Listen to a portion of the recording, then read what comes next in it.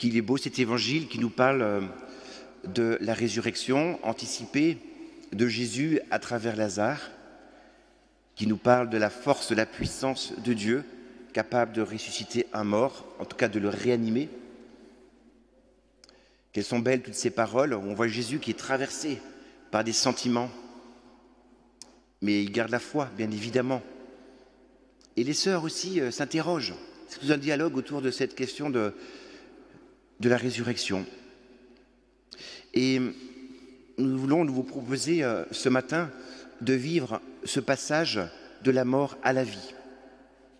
Parce que ce qui nous empêche de grandir dans nos vies, c'est le manque de pardon. Et dans ce chemin qui nous prépare à cette semaine sainte qui commencera dimanche prochain, nous entamons donc la dernière semaine du carême, peut-être que cette proposition qu'on voudrait vous faire aujourd'hui tombe à pic. Dans ce chemin de carême, je veux purifier mon cœur. Je veux purifier mes relations. Je veux apprendre à m'accepter. Il y a ces trois dimensions. Pardon envers Dieu, envers moi-même, envers les autres. Dans la procession, quelqu'un m'a accosté pour me dire « Stéphane, je te demande pardon pour une attitude que j'ai eue envers toi. Est-ce que tu me pardonnes ?» Ça m'a touché. Nous pouvons peut-être faire des démarches les uns envers les autres pour se demander pardon. Combien nous en avons besoin entre nous. Il y a cette parole de Jésus, Lazare, sors, viens dehors. Eh bien, peut-être que le fait de sortir de nos tombeaux, sortir avec toutes nos bandelettes autour de nous, sortir avec toutes ces questions du péché que nous pouvons déposer au Seigneur, c'est l'occasion de le vivre maintenant. Concrètement, qu'est-ce que ça veut dire ? Eh bien, nous voulons vous proposer des démarches. Colin, Marie-Amélie vont animer ce temps en chantant, pour nous, merci. Mais peut-être que nous pouvons demander à l'Esprit Saint de nous conduire. Quelle démarche j'ai à faire à la place de cette homélie ? Dans cette célébration, certains sont en train de se confesser. Moi-même, je me mettrai dans la petite sacristie sur la droite. Je ne confesserai pas beaucoup parce qu'on va reprendre notre célébration.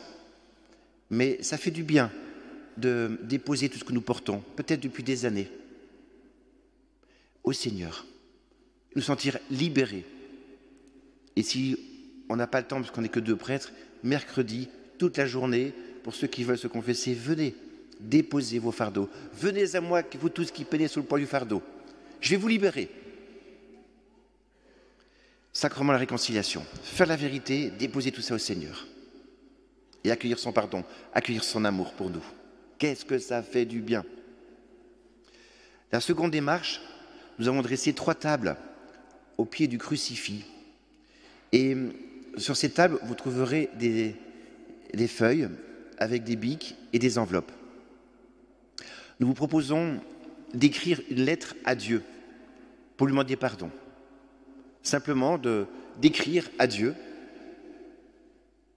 une lettre. C'est pas simple de prier. C'est pas simple d'aller voir un prêtre pour demander pardon. C'est un peu plus simple d'écrire une lettre à Dieu.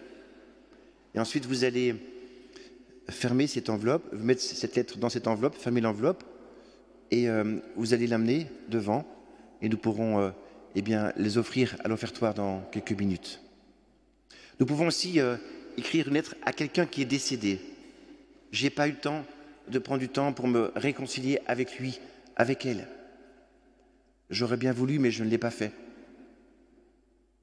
Je me suis un petit peu... on n'a plus le temps de se demander pardon. Vous pouvez écrire à cette personne-là, écrire à une personne qui est décédée. Vous pouvez aussi écrire à quelqu'un qui vit toujours. Voilà, je vais prendre le billet de la médiation d'une lettre pour lui demander pardon. On s'est disputé, je suis dans une messe assez spéciale à Saint-André, on me propose une démarche de réconciliation, je pense que c'est à toi qu'il faut que j'écrive aujourd'hui. Eh bien, reçois cette lettre avec mon pardon pour telle situation. Je te pardonne pour, je te demande pardon pour. Il faut être très concret. Et prie aussi pour que le cœur de ces personnes soit prêt à recevoir cette lettre. Et ensuite, eh bien, vous pouvez aussi rencontrer un prêtre. Il y a un binôme d'accueil qui a été prévu Ce binôme-là, j'espère qu'ils vont se reconnaître. Je vous propose d'attendre devant la bibliothèque. Vous verrez, ils ont une petite écharpe autour de leur cou. Vous pouvez voir un binôme pour demander la prière, demander un conseil. Ce binôme sera là, à côté de la bibliothèque, en rentrant sur la droite, sur ma gauche ici, et vous pourrez les voir pour demander de l'aide. À ma droite, sur votre gauche, toujours dans les bas-côtés latéral gauche pour vous, il y a une bassine en étain avec de l'eau dedans. Peut-être qu'une démarche pour se réconcilier, c'est simplement de prendre cette eau et de vous purifier les mains, purifier votre visage, de prendre quelques gouttes d'eau et Seigneur, j'ai besoin de purifier les yeux, purifier la bouche, purifier les mains, purifier le visage, en signe de repentance et de demande de pardon.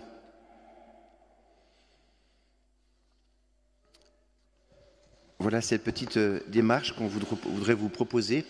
Et pour vous préparer à cela, on vous a donné un petit, voilà, une feuille avec ces différentes démarches qui sont proposées, ainsi qu'une aide pour préparer votre réconciliation. Et on va demander à Cyril aussi d'installer des lumignons. On les a un petit peu oubliés. On va les installer sur une petite table et on va les mettre aussi au pied de l'autel. Quand vous aurez fait une démarche, vous pouvez allumer un lumignon et le mettre devant l'autel. Il y aura aussi un panier qui sera là pour recevoir vos lettres de réconciliation. Est-ce que c'est clair? Je me résume. Voir un prêtre pour demander pardon. Je suis dans la sacristie, Père Thibault, dans le local d'accueil. Écrire une lettre à Dieu à quelqu'un qui est décédé ou qui vit toujours, et ces lettres, les mettre au pied de l'autel. Ah oui, vous pouvez aussi rencontrer une personne pour vous demander pardon. Peut-être que votre conjoint est là. Je te demande pardon de ce qui s'est passé hier soir. Je te demande pardon pour je ne sais pas quoi. Ou quelqu'un dans notre assemblée peut se voir aussi pour se demander pardon. Donc rencontrer une personne, vous purifier avec cette eau qui est là, rencontrer un binôme, et quand vous aurez fait ces démarches, prendre un lumignon et le mettre au pied de l'autel. Ça va?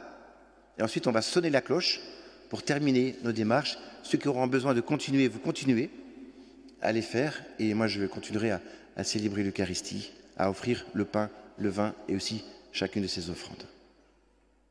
Ça va?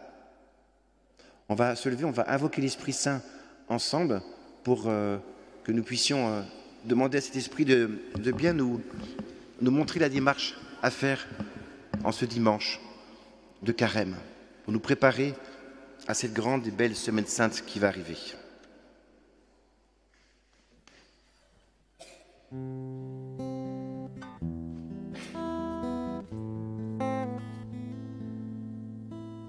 Viens, Esprit Saint, feu d'amour, descends sur nous.